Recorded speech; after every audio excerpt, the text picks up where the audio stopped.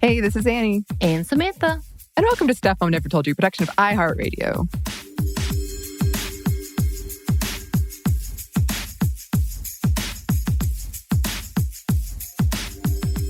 Today, we are so thrilled to be joined in the virtual studio space by our friend and colleague, Bridget Todd. Hello, Bridget. Hello. I'm so excited to be back here with you all. So say we missed you. Welcome back. Thank you. Yes. Thank you. I missed you too, as always. You're so busy, though. We know. You're constantly going. Well, I can always make room for my two favorite ladies. Oh, yes. We were discussing before this. We're very excited for this topic, particularly because we have different levels of experience when it comes to computers and technology. And in this case, Samantha, you were saying you don't know Mac very well. No, I am so not in the loop. I've never used the Mac. I don't have an iPhone. I'm so far away from those products, and I'm a little scared of it. Because every time I've been on a friend's, I literally look at it and touch a button, something goes wrong, and I hand it right back. I'm like, I'm sorry.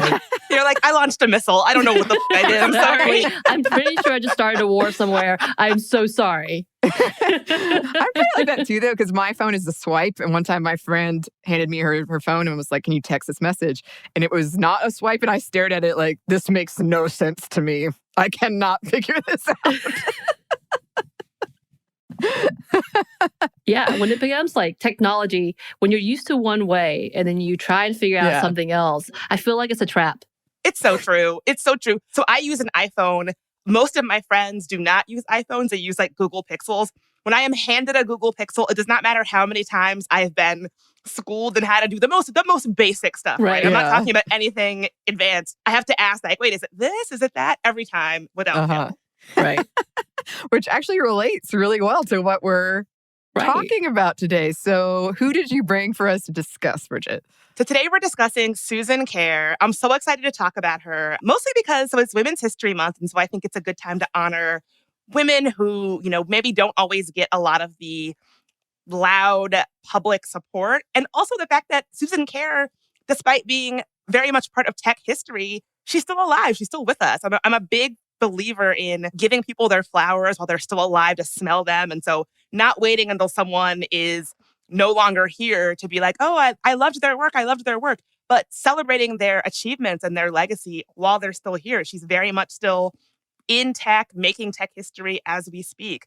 And I also just feel like sometimes I come on the show and I bring topics that are a little negative because let's face it, sometimes being a woman on the internet is not that fun. But there's also lots of fun, joyous, cool, quirky aspects of it as well. So I'm super excited to talk about Susan Kare.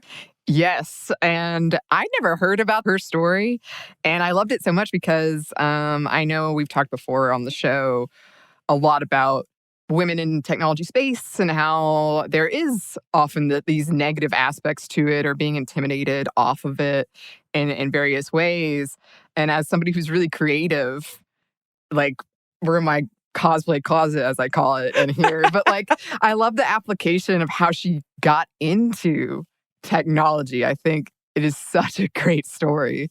Yes. So let's get into it. I mean, so if you've ever spent any time around, not just Macs, but computers in general, you've probably encountered Susan Kare's work or her legacy. So first and foremost, I should say, if you have not seen a picture of her, there's an iconic picture of her with this awesome 80s blown out curly hair and a sweatshirt and these amazing New Balance sneakers with her sneakers kicked up on her desk at her old school computer.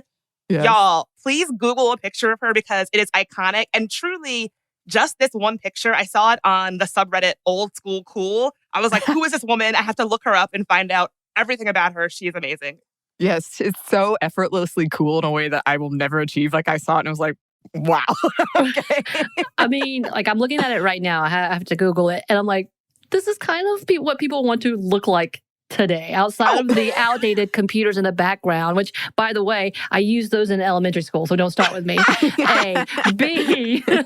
I'm like, no, she is exactly what people are like, oh, we want to look like this. This is such a great throwback. And she looks so comfortable, so relaxed, and ridiculously cool. I want to be this cool. Yes, Yeah. she is like an advertisement for Everlane. Like, I feel like the Yeah. normcore like vibes of like, Yes. oh, baggy sweatshirt and like relaxed fit jeans. She's rocking it. Honestly, you could wear the outfit that she's wearing in like 1980, whatever this photo was taken. You could wear today, and people will be like, "Oh, cool outfit." Yes. That's what I'm saying. Like, this outfit looks so comfortable, but again, yeah, she looks so freaking stylish that I'm like, I don't want to be back here in this fashion because I did wear that once upon a time, and that was when it was supposed to be cool when I was a young baby. So I love it. So Susan Kare, she designed a huge part of the digital infrastructure of using a Mac computer back in the 80s. And so I'm talking all of the fonts, all of the typography, and all of the little icons. And so if you ever remember the little Happy Mac when you booted up a computer, like the little computer with a smiley face, that was Susan Kare. The concept of the icons for your computer sort of matching up with the thing that you were going to do, even if you don't use a Mac, even if you use a PC, that's still a concept that we use today. So she really was an early architect of how being online sort of looked and felt. And then also just sort of the concept of it, sort of how we conceptually move around when we're using a computer. And it's funny because I had also never heard of her. I've been using a Mac for most of my life. It was like the first computer that we had in our home when I was a kid, like in what my parents called the computer room, where like you could never bring a snack or a drink, or my dad would kill you, was a Mac. And I had never even heard of her, even though she had shaped such a big part of my online experiences, both as a child and today. So really excited to be, giving her a little bit of shine, because that's so iconic that she, was the architect of that. right. Yeah. So the little story that I had about this, like this Happy Mac, the one reason I kind of know what that is. Now, I've seen the other things. I've seen the watch little icon before. Mhm. I feel like a lot of these are associated to me as something bad is about to happen because I did something wrong signs usually. Because the one episode that I remember with in Sex and the City, and Yes! we're going to go, you know what I'm talking about, Yes! where her Mac crashes and she gets a sad Mac. And the dude keeps telling her, you got the sad Mac. Sorry, you can't fix it. And this whole conversation about the sad Mac. And I'm like, why does it have to be a sad Mac? And then the dead Mac, because it's got the X's on the eyes and about how angry it looks. I was like, yeah, that does not make me want to get a Mac. Yeah, I feel like that episode probably scared a lot of people. Also, fun fact, this is how deep my Sex and the City knowledge goes. The guy who tells her that at the computer store, Asif Mandi from The Daily Show. Yes. So I was like, oh, he's a comedian. I love it when they bring in comedians that you don't really know, but you always know their face. Love it. Annie, you got to hop on board. This is what you're missing out when you haven't seen Sex and the City. Wait, Annie's never seen it? She's seen like two episodes. I've seen the first episode, and that's it, really. Girl, what are you putting on in the background while you're like doing something else? what are you putting on in the background when you're doing the dishes? Come on. I'm ready. I want to embark on this journey. I'm just a little nervous, but So, Bridget, when we have our Sex in the City, we're going to do a watch and like kind of a live viewing party. You want to join us? Yes, of course. And they're getting ready to make another reboot of the movie, which, I mean, I have a love-hate relationship with Sex and the City in that you look back and you're like, well, this was problematic, or like, well, this is not good. But there's just something about it where I'm like, I know I'll probably watch it. Like, I know they're like, you'll take this like problematic movie with like a bunch of lazy puns, like just take it. Like they know what I want. But I mean, like Sarah Jessica Parker's character, Carrie, that Mac at the very beginning, like at all of the things, like the fact that she carries it around like as her treasure, like she carries it as this, like she and the Mac go hand in hand in the show. Her work, I feel, is grounded around the Mac. Like if you kept watching the episode toward the end when she moves to Paris, she leaves her Mac in her apartment. So like Charlotte goes to her apartment and she's like, her computer was just sitting there. Like, It's like such a big deal. And it's actually funny that you say this, because when I was thinking through this episode, I didn't think about this, but now I'm like, oh my God, how many different times have Macs been, like I'm thinking of Legally Blonde, when Elle Woods goes to get her like orange Mac, and all of her like stuffy law students are on their black laptops and she's on the orange Mac. Right. I guess I had never really thought about how many times Macs have been sort of part of popular culture It lexicon. has. It kind of goes into like being a designer piece almost. Yeah. I think I could be wrong, but I'm pretty sure you don't have to get permission to show Mac. Like normally you have to get the companies and pay, but they wanted people to think like, oh, this is a cool, stylish, ubiquitous Smart. technology. I think the only time you have to check is if it's something like real bad, like real bad you're using that computer for. Yeah, you're like beating a man to death with it. Yeah, I think that's the only time. But I mean, like, I remember as I'm looking at some of these things, I remember seeing the little bomb icon as a part of the show as well. And again, like I said, that to me is like a big warning sign. I mean, yeah. I don't know what the bomb means, but the bomb means something bad.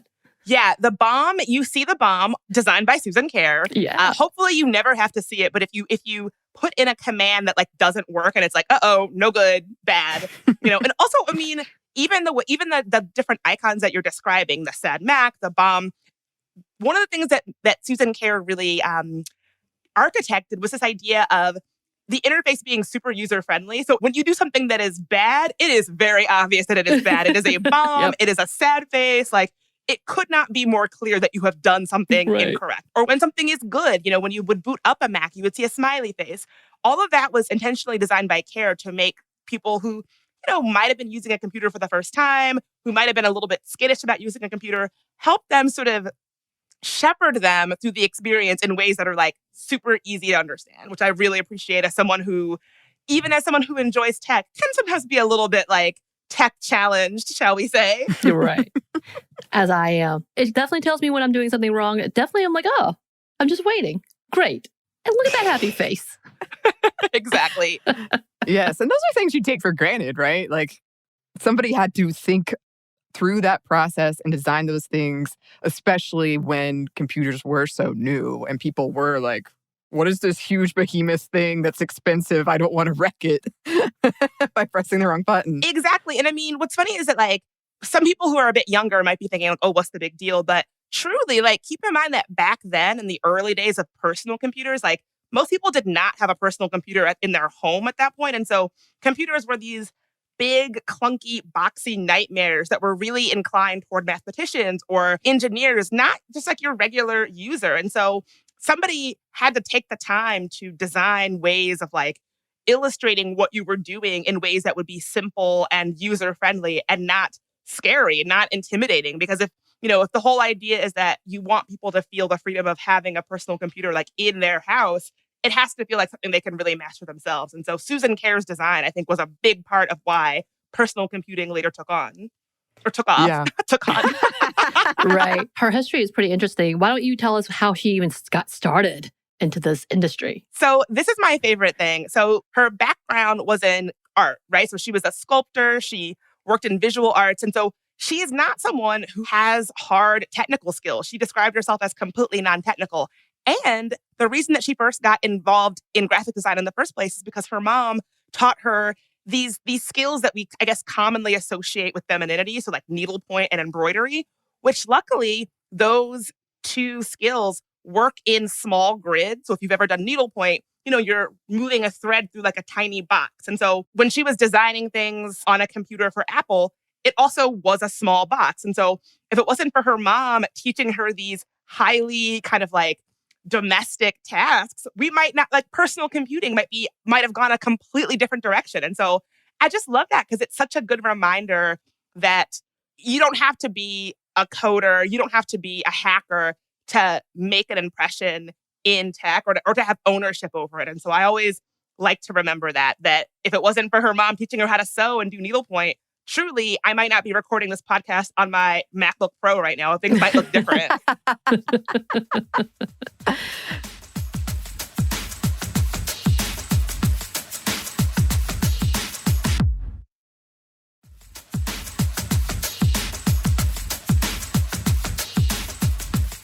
When you're thinking about people you do associate with, particularly Mac, but like technology and computers in general, it is often men. And you do often have this assumption that, oh, there must be like really technically minded and gotten a lot of education in those fields. And like the names we remember are them. But this is a huge part what Susan Kare did is a huge part of how the technology we use, and particularly with Macs, but in other things. And it is what you like a non-traditional route and this Yes. sort of feminized skill set and this kind of traditionally masculized or seen as a very masculine field.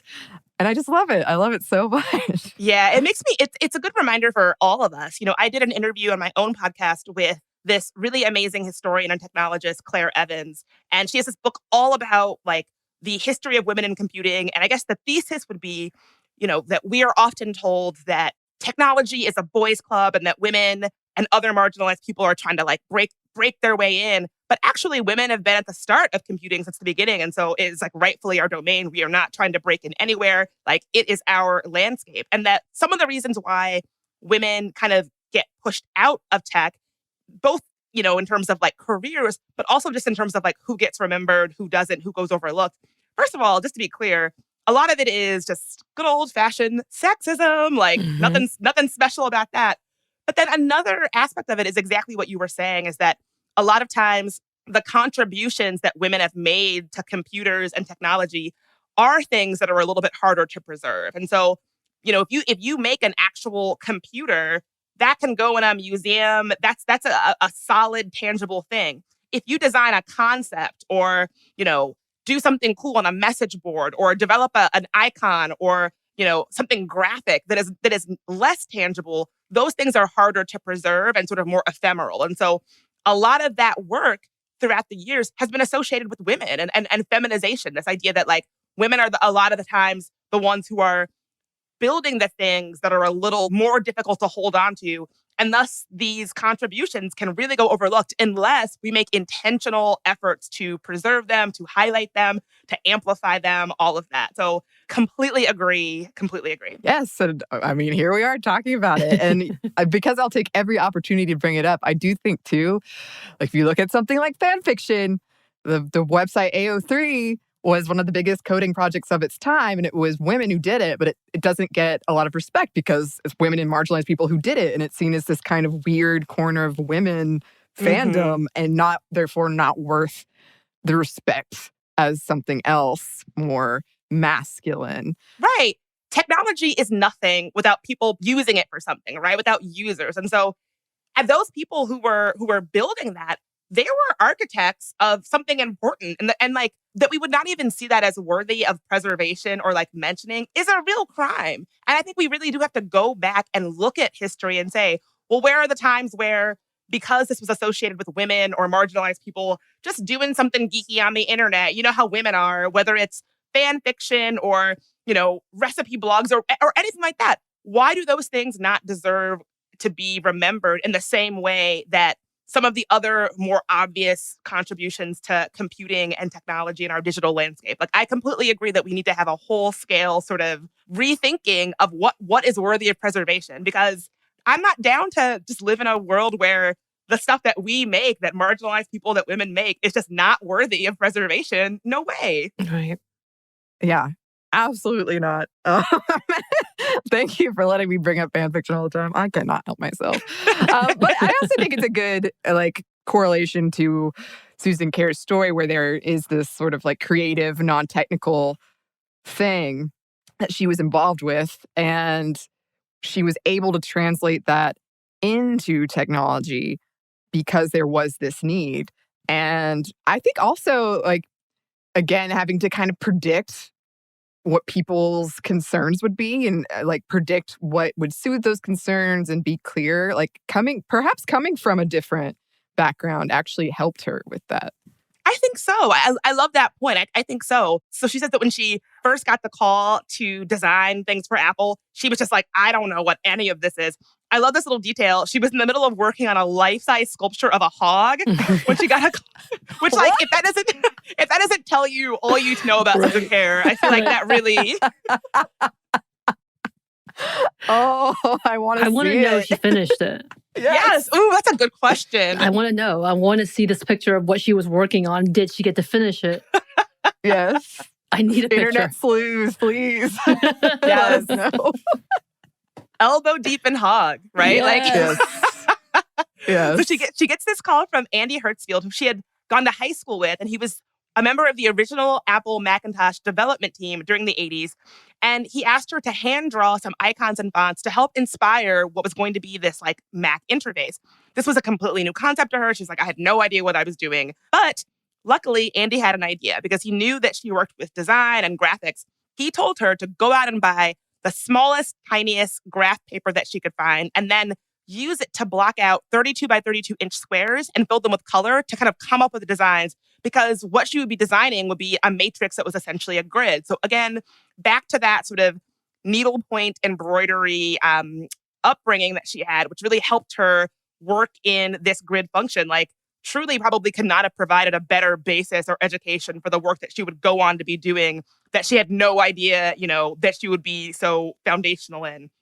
And luckily, these skills really came to her rescue. She says, bitmap graphics are like mosaics and needlepoint and other pseudo-digital art forms, all of which I had practiced before going to Apple. This is what she told somebody in an interview in 2000. So again, like, you never know what skill is going to apply later in your life. Like, I'm sure when her mom was teaching her needlepoint, she probably was like, this is really fun and awesome. She probably was not thinking, and I will go on to revolutionize personal computing because you have taught me how to do needlepoint, Mom. Right.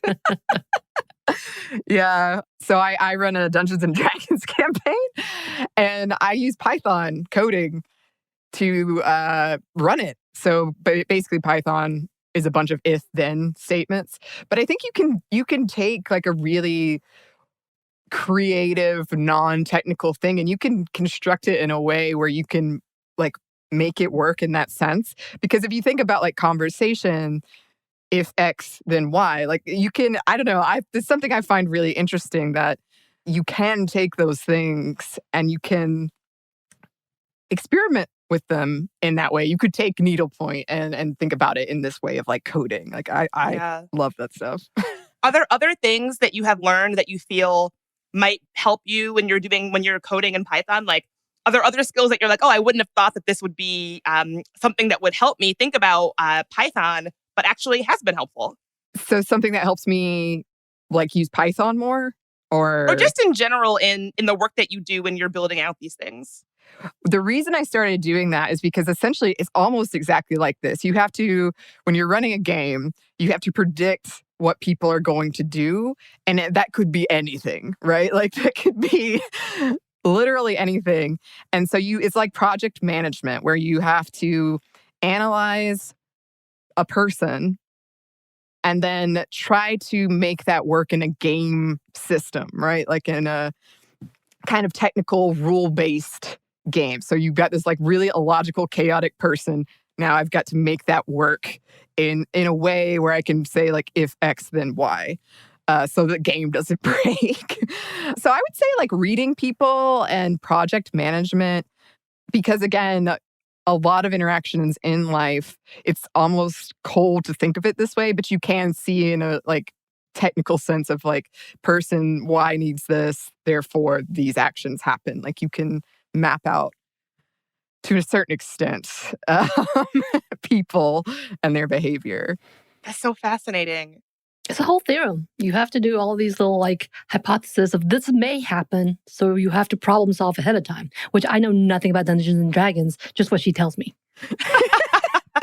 It's wild. I mean, it completely fits. And I think if you take that to its logical next step, like in tech workplaces and stuff, this is why I always say, if you're someone who's listening and you're like, I want to be more involved in tech, I want to work in a tech space, you do not have to have tech hard skills to be someone who makes your living or takes up a big footprint in tech. People need to have people reading skills, problem solving skills, critical thinking skills. Those are not, necessarily what we think of as like tech hard skills, but these are all things that go into, working, like being able to think in this way. And so I just love this example because I think it really does illustrate how all of these different skills that aren't necessarily the hard skill or knowing Python or knowing the code, they will help you when you're doing these kinds of things. It's like a whole way of thinking. I love that example. Right. I mean, there's definitely a whole correlation between art, music, and math. And we know that that's been proven to be a linkage. And which is why when people talk about losing arts and losing music is really detrimental for a lot of kids' learnings and just overall development. And this is one of those more things because not only was she doing art, which she's amazing at, which I saw some of the pieces that she's selling now. I'm like, wow, it's gorgeous. But that it translated into, these little squares and dots, and which also equals numbers and such. This is me knowing all this stuff, obviously. But the fact that it's a greater picture of how it's all correlated and it is linked. Oh, absolutely. And I mean, that's why I obviously am such a big advocate for young people going into STEM and STEAM fields and getting that kind of education. But I also think you're exactly right that you have to have a well-rounded approach. And so if we lose the arts, if we lose music and the funding for these things, when people are like, oh, well, just learn to code and get a job like that, it'll be so much harder if these students are not well-rounded students who do not have a well-rounded arts education. And so, I am an English major, right? Like I did not have a hard skills background. So many people who made a big splash in tech had arts degrees, humanities degrees, studied music, studied literature. And so I definitely am a big advocate for a well-rounded approach. I am not someone who is like, oh, just learn to code. That'll solve all your problems. Because we do need all kinds of skills to have, young people who are really equipped to go into these fields.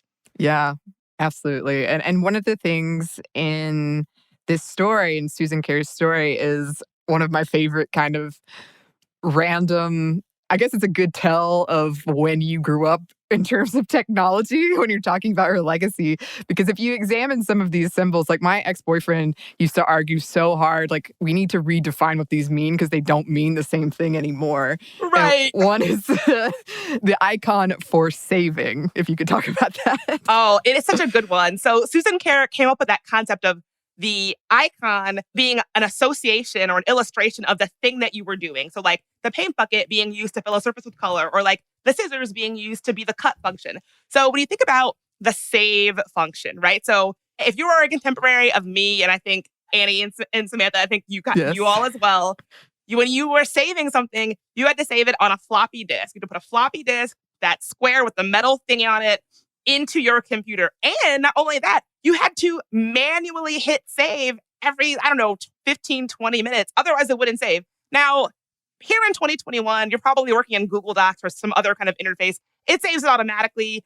You don't have to put any kind of external thing into your computer for it to save. The concept is so different. Yet, the little disk, it's still the image for save. And so I almost wonder, like, I don't know that young people know what they're probably not as innately familiar with like the floppy disk as we are. Yet that is still the icon for save, even though you don't even really have to save like you used to, right? It's just like funny how it's endured.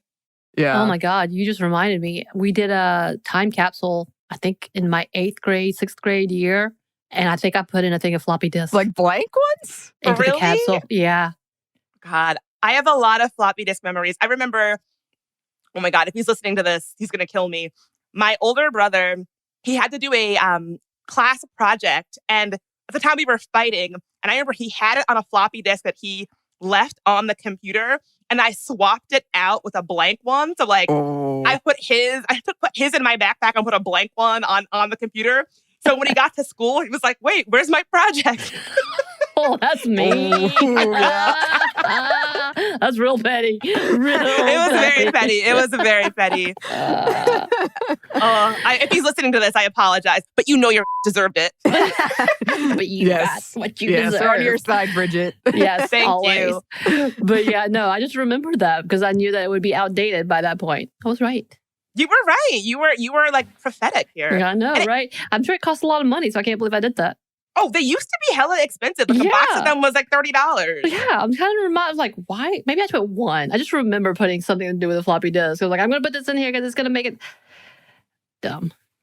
I love it. It's like one of those things, you know how I think some comedian has this line in his stand-up where when you're driving and you want someone to roll down their window, even though most cars no longer have the crank, That's still the motion that you it do to is. tell someone, even though you're like, well, the cars haven't really had this for a while. Why am I doing this? That's still the enduring motion that you do. But it keeps it, that's the thing is like she created this in the 80s and it's still iconic and it's still used today. And even though I may not have known what a Mac was, it was definitely universally used. Right. Well, and that's funny to think about too, because there's some technologies like the floppy disk that did just go by the wayside. And that's one of my favorite things of Back to the Future too, when they thought the fax machine was going to be the thing. But like you have a story in here about like the copy machine, right? So she was initially going to have the copy function be a little illustration of a copy machine that you would drag and drop your file that you wanted to be duplicated onto the copier. But copy machines are like kind of complicated and like difficult to render at that size. And so that didn't work. And then she got this idea to try an illustration of a cat in a mirror, which I feel like that really tells me a lot about how she was thinking about these illustrations. Like that's a really, like using a cat looking into a mirror as a way to illustrate the copy functionality. I don't know. I just find that to be a very interesting manifestation of what the copy function does. You know what I mean? Right. Yes. Maybe because it started with a C, but I approve of that. I want that now. I know. I wish that was the case. That's the direction we got. And I can just imagine, I mean, that would be iconic if that is what it was. Like today, that'd be on shirts. Like the cat just staring into the mirror. Yeah, the copycat. That's exactly what I was thinking. I kind of get it. Yeah. I love it. That's so good. That is a creative mind. Like perhaps not the most intuitive. Like that. Like I think that what she ended up going with was like much better. But it's like I can sort of see her logic, I guess, in what she was going for with the copycat in the mirror. Yes, it's so good. I'm good with it. I would have approved it immediately.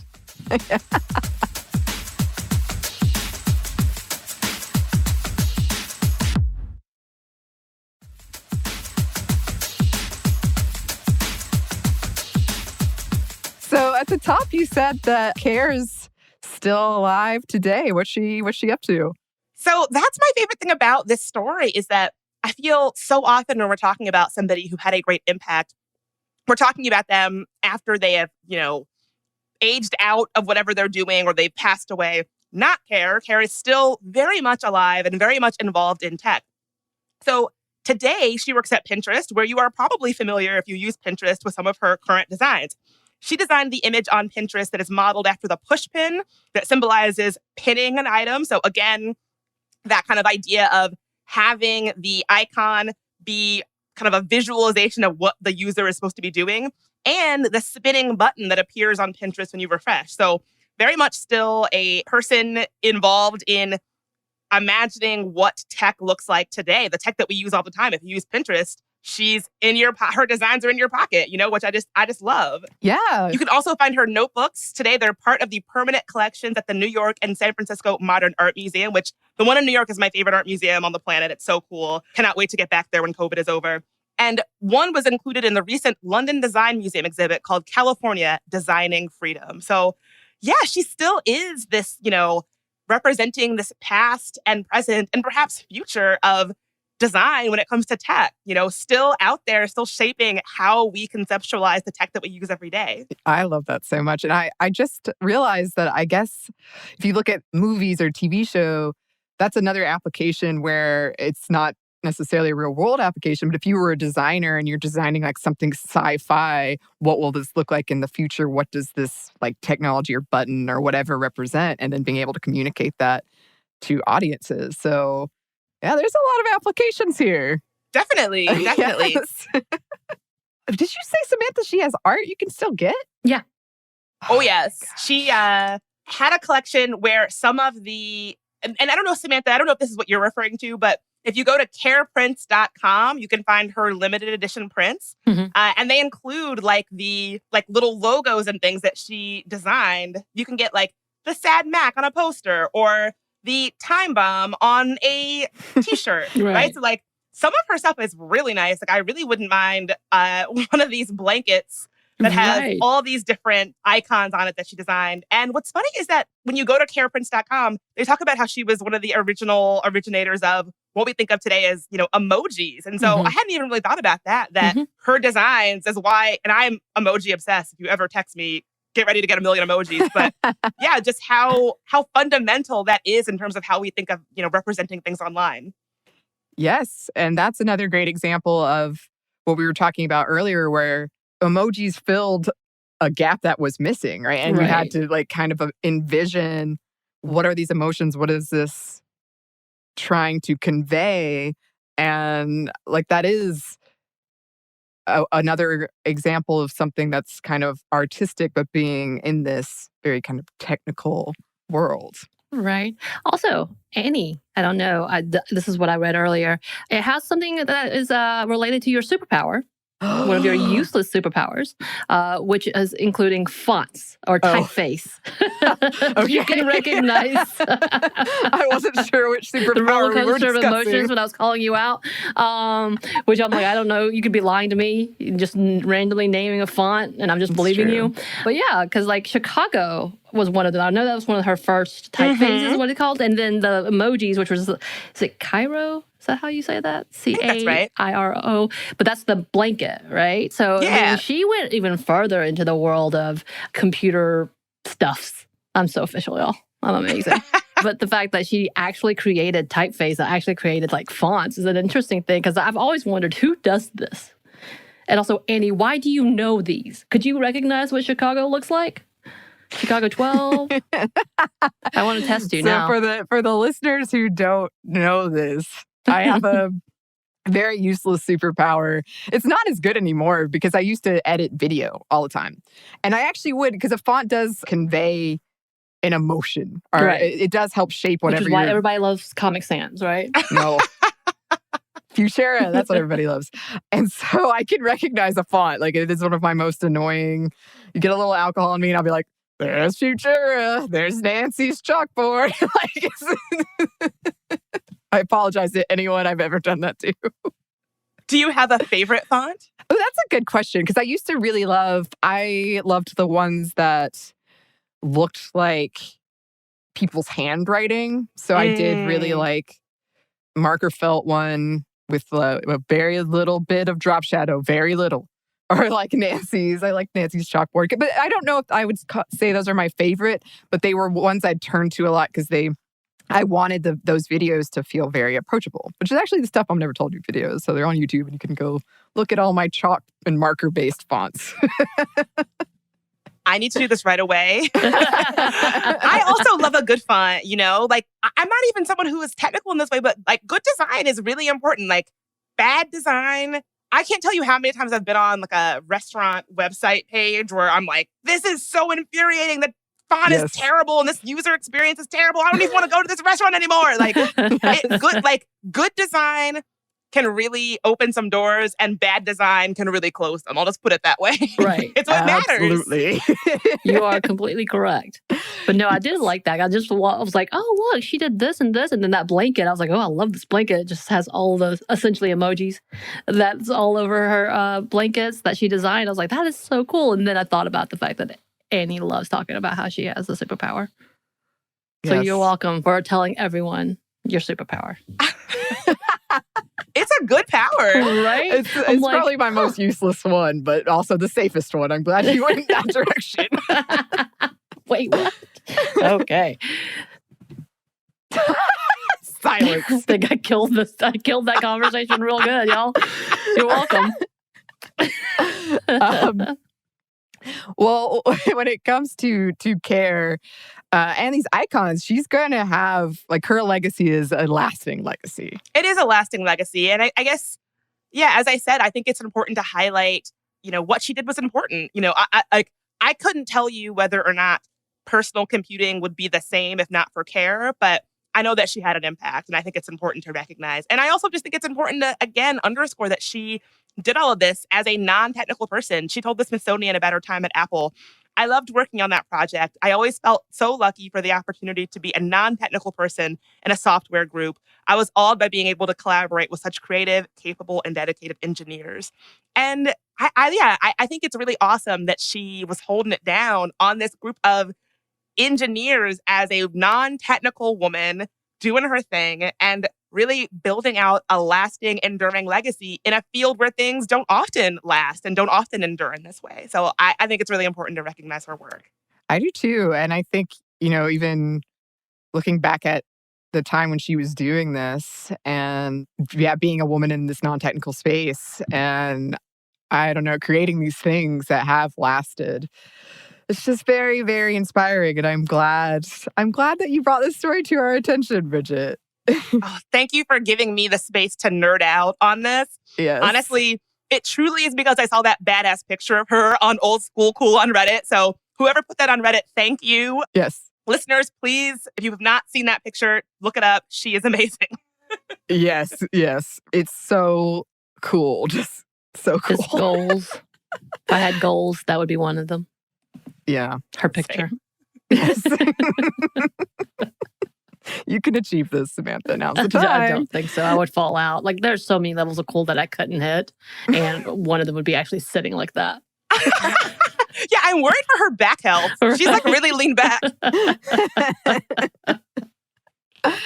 Well, thanks as always for being here, Bridget. Where can the listeners find you? Well, if you want more nerding out on all things tech and the internet and things of that nature, you can definitely check out my podcast on iHeartRadio called There Are No Girls on the Internet. We would love to have you there. And you can follow me on social media. I'm at Bridget Marie on Twitter and at Bridget Marie in DC on Instagram. Yes. So go check out that podcast and follow Bridget if you don't already, listeners. And we can't wait to have you again, Bridget. Oh, I can't wait. I cannot wait. Yes. We'll talk Sex in the City, I bet. Oh. And just like that. And just like that. Annie, you don't get that joke because you don't watch the wonder. show. I don't want to be left out of the conversation. And I couldn't help but wonder. I couldn't help but wonder.